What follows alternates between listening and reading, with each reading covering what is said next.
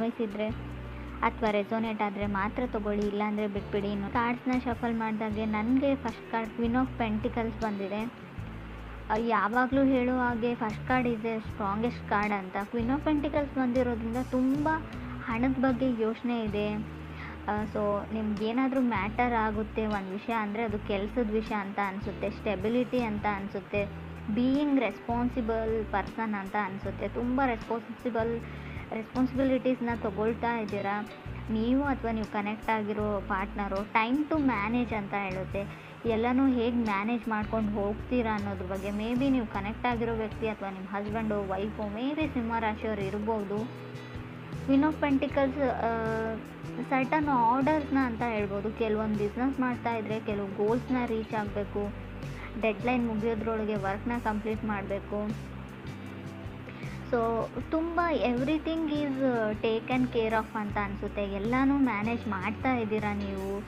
So may be ಕೆಲವ್ರಿಗಿದು ಹೊಸದಾಗಿ ಏನಾದರೂ usually ಏನಾದರೂ ಇನ್ವೆಸ್ಟ್ಮೆಂಟ್ ಮಾಡ್ತಾಯಿದ್ರು ಕೂಡ ಕ್ವೀನ್ ಆಫ್ ಪೆಂಟಿಕಲ್ಸ್ ಕಾರ್ಡ್ ಬಂದಿರುತ್ತೆ. ಯಾವುದ್ರ ಮೇಲಾದರೂ ಇನ್ವೆಸ್ಟ್ಮೆಂಟ್, ನಿಮ್ಮ ವೈಫು ನಿಮ್ಮ ಪಾರ್ಟ್ನರ್ಗೋಸ್ಕರನೋ ಏನಾದರೂ ಶಾಪಿಂಗ್ ಮಾಡ್ತಾಯಿದ್ರೆ, ಗಿಪ್ಪರ್ಟಿ ತೊಗೊಳ್ತಾ ಇದ್ರು ಕೂಡ ಈ ಕಾರ್ಡ್ ಬಂದಿರುತ್ತೆ. ಸೆಕೆಂಡ್ ಕಾರ್ಡ್ ನನಗೆ ಹ್ಯಾಂಗ್ ಮ್ಯಾನ್ ಬಂದಿದೆ. ಸೊ ಕೆಲವೊಮ್ಮೆ ಜಸ್ಟ್ ವೇಟ್ ಅಂತ ಹೇಳುತ್ತೆ. ಮೇ ಬಿ ಏನಾದರೂ ತೊಗೊಳ್ಬೇಕು ಅಂತ ಅಂದ್ಕೊಂಡಿದ್ರೆ, ಯಾರಿಗೋಸ್ಕರನಾದರೂ ಪರ್ಚೇಸ್ ಮಾಡ್ಕೊಳ್ತಾ ಇರ್ಬೋದು, ಎಲ್ಲಾದರೂ ಏನಾದರೂ ಇನ್ವೆಸ್ಟ್ ಮಾಡ್ತಾಯಿದ್ರು ಕೂಡ ಸೆಕೆಂಡ್ ಕಾರ್ಡ್ ಹ್ಯಾಂಗ್ ಮ್ಯಾನ್ ಬಂದಿರೋದು ವೇಟ್ ಅಂತ ಹೇಳ್ತಾ ಇದೆ ಕಾರ್ಡು. ಸ್ವಲ್ಪ ವಿಚಾರಿಸಿ ಅದ್ರ ಬಗ್ಗೆ ಪೇಪರ್ಸ್ನ ಡಾಕ್ಯುಮೆಂಟ್ಸ್ನ ವೆರಿಫೈ ಚೆನ್ನಾಗಿ ಮಾಡಿಕೊಂಡು ಮುಂದುವರಿರಿ ಅಂತ ಹೇಳ್ಬೋದು. ಟೂ ಬ್ಯುಸಿ ಅಂತ ಅನಿಸುತ್ತೆ. ಸೊ ಮೇ ಬಿ ನಿಮ್ಮ ಪಾರ್ಟ್ನರ್ ನಿಮ್ಮ ಥರನೇ ಇರ್ಬೋದು. ಮಿರರಿಂಗ್ ಆಫ್ ಈಚ್ ಅದರ್ ಅಂತ ಹೇಳ್ತೀವಿ. ನೀವು ಹೇಗಿದ್ದೀರೋ ಆ ಪರ್ಸನ್ನು ಕೂಡ ಹಾಗೇ ಇದ್ದಾರೆ ಅಂತ ಹೇಳ್ಬೋದು. ನೀವು ನಿಮ್ಮ ಕೆಲಸ ಮತ್ತು ಹಣದ ಬಗ್ಗೆ ತುಂಬ ಯೋಚನೆ ಮಾಡ್ತೀರಾ, ಕೆರಿಯರ್ ಆ್ಯಂಡ್ ಮನಿ ಬಗ್ಗೆ. ಸೊ ಅದರ್ ಪರ್ಸನ್ನು ಆ ಥರನೇ ಇರೋ ಪರ್ಸನ್ ಜೊತೆ ನೀವು ಕನೆಕ್ಟ್ ಆಗಿದ್ದೀರಾ ಕೆಲವರು.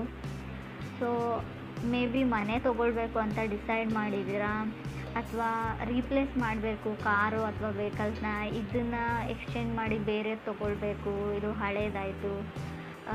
ಕೆಲವ್ರಿಗೆ difficulty to meet eye to eye ಅಂತ ಕಾರ್ಡ್ ಹೇಳುತ್ತೆ. ನೀವು ಕನೆಕ್ಟ್ ಆಗಿರೋ ಪರ್ಸನ್ನ ಅಥವಾ ಕನೆಕ್ಟ್ ಆಗಬೇಕು ಅಂತ ಅಂದ್ಕೊಂಡಿರೋ ಪರ್ಸನ್ ಕೂಡ ಕಣ್ಣಲ್ಲಿ ಕಣ್ಣಿಟ್ಟು ನೋಡೋಕೆ ಆಗ್ತಾ ಇಲ್ಲ ನಿಮಗೂ ಅಥವಾ ಅದರ್ ಪರ್ಸನ್ಗೂ ಅಂತ ಅನಿಸುತ್ತೆ. ಸೊ ಕೆಲವ್ರಿಗೆ ನೀವು ವೇಟ್ ಮಾಡು ಅಂತ ಹೇಳ್ತಾ ಇದ್ದೀರಾ ನೀವು ಅಥವಾ ಅದರ್ ಪರ್ಸನು. ಸೊ ಅವರಿಗೆ ಸೀರಿಯಸ್ ರಿಲೇಷನ್ಶಿಪ್ ಬೇಕಾಗಿದೆ, ಬಟ್ ನೀವು ಯಾವುದೇ ಡಿಸಿಷನ್ನ ಹೇಳ್ತಾ ಇಲ್ಲ ನೀವು ಅಥವಾ ಅದರ್ ಪರ್ಸನ್ನು. ಯಾವಾಗಲೂ ಅವ್ರನ್ನ ವೇಟ್ ಮಾಡು ಅಂತಲೇ ಹೇಳ್ತಾ ಇದ್ದೀರಾ. ಸೊ ತುಂಬ ಅವ್ರಿಗೆ ಗೊತ್ತಾಗ್ತಾ ಇಲ್ಲ ಲೈಫಲ್ಲಿ ಏನು ಆಗ್ತಾ ಇದೆ ಅಂತ. ಹ್ಯಾಂಗ್ ಮ್ಯಾನ್ ಇರೋದ್ರಿಂದ ತುಂಬ ದಿ ಕ್ಯಾಂಟ್ ಹ್ಯಾಂಡಲ್ ಅಂತ ಹೇಳ್ಬೋದು. ಕೆಲವು ವಿಷಯಗಳನ್ನ ಅವ್ರಿಗೆ ಮ್ಯಾನೇಜ್ ಮಾಡೋಕ್ಕಾಗ್ತಾ ಇಲ್ಲ. ಸೊ ಯಾರೂ ಮೂವ್ ಮಾಡೋಕ್ಕೆ ರೆಡಿ ಇಲ್ಲ, ನೀವಾಗಿರ್ಬೋದು ಅಥವಾ ಅದರ್ ಪರ್ಸನ್ನು. ಈ ಥರ ಹೇಳ್ತಾ ಇದ್ದೀನಿ ಅಂತ ತಪ್ಪು ತಿಳ್ಕೊಳ್ಬೇಡಿ, ನಿಮ್ಮ ಮನಸ್ಸಲ್ಲಿ ಏನಿದೆ ಅಂತ. ಸೊ ಕಾರ್ಡಲ್ಲಿ ಕೂಡ ನನಗೆ ಅರ್ಥ ಆಗ್ತಾ ಇಲ್ಲ. ಸೊ ಯಾವುದೇ ಡಿಸಿಷನ್ನ ತೊಗೊಳ್ಳೋಕ್ಕೆ ಅವರು ನೀವು ರೆಡಿ ಇಲ್ವೋ ಅಥವಾ ನೀವು ಕನೆಕ್ಟ್ ಆಗಿರೋ ಪರ್ಸನ್ ರೆಡಿ ಇಲ್ವೋ. ಮೇ ಬಿ ಥರ್ಡ್ ಕಾರ್ಡ್ ನನಗೆ 10 ಆಫ್ ವಾಂಡ್ಸ್ ಬಂದಿದೆ. ತುಂಬ ರೆಸ್ಪಾನ್ಸಿಬಿಲಿಟೀಸ್ ಇರ್ಬೋದು, ಇಲ್ಲ ಅಂತ ಹೇಳಲ್ಲ ನಾನು. ನಿಮಗಿದೆಯೋ ತುಂಬ ಮನೆ ಜವಾಬ್ದಾರಿ ಎಲ್ಲ ಇದೆಯೋ, ಅಥವಾ ಮನೆಯಲ್ಲಿ ಇರೋ ಸಿಬ್ಲಿಂಗ್ಸ್ನ ಸೆಟಲ್ ಮಾಡಬೇಕು, ತುಂಬ ತೊಂದರೆಗಳಿರ್ಬೋದು, ಅಥವಾ ಅದರ್ ಪರ್ಸನ್ಗಿರ್ಬೋದು, ಎಲ್ಲ ಸರಿ. ಬಟ್ ಎಷ್ಟು ಅಂತ ವೇಟ್ ಮಾಡಬೇಕು ಅದರ್ ಪರ್ಸನ್. ಅವ್ರ ಮನೆಯಲ್ಲೂ ಕೂಡ ಕೆಲವು ತೊಂದರೆ ತಾಪತ್ರೆಗಳಿರುತ್ತೆ, ಫ್ಯಾಮ್ಲಿ ಕಡೆಯಿಂದ ಪ್ರೆಷರ್ ಇರುತ್ತೆ ಅವ್ರಿಗೂ ಕೂಡ.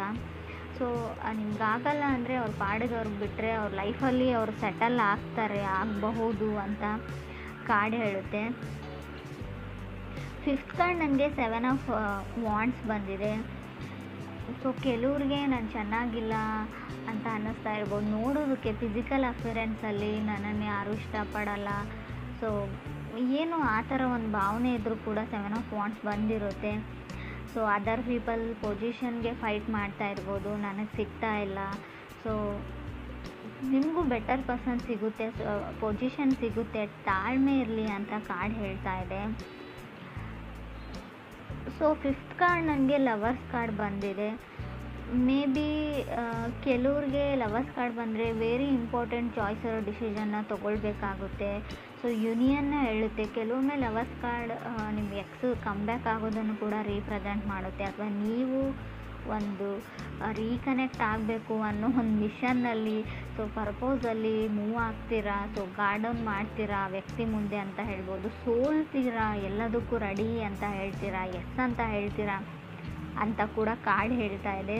6 ಕಾರ್ಡ್ ನನಗೆ ಎಂಪ್ರರ್ ಬಂದಿದೆ. ಎಂಪ್ರರ್ ಓನ್ ಯುವರ್ ಪವರ್ ಅಂತ ಹೇಳುತ್ತೆ. ನೀವು ನಿಮ್ಮ ಪಾರ್ಟ್ನರ್ಗೋಸ್ಕರ ಗಿಫ್ಟ್ನ ಬೈ ಮಾಡ್ತಿದ್ದೀರೋ, ಆಲ್ರೆಡಿ ಆ ಗಿಫ್ಟ್ನ ಅವರಿಗೆ ಪ್ರೆಸೆಂಟ್ ಮಾಡಿರ್ಬೋದು, ಅಥವಾ ಅದರ್ ಪರ್ಸನ್ ನಿಮಗೋಸ್ಕರ ಏನಾದರೂ ಮಾಡ್ತಾ ಇರ್ಬೋದು ಅಂತ ಕೂಡ ಕಾರ್ಡ್ ಹೇಳ್ತಾ ಇದೆ.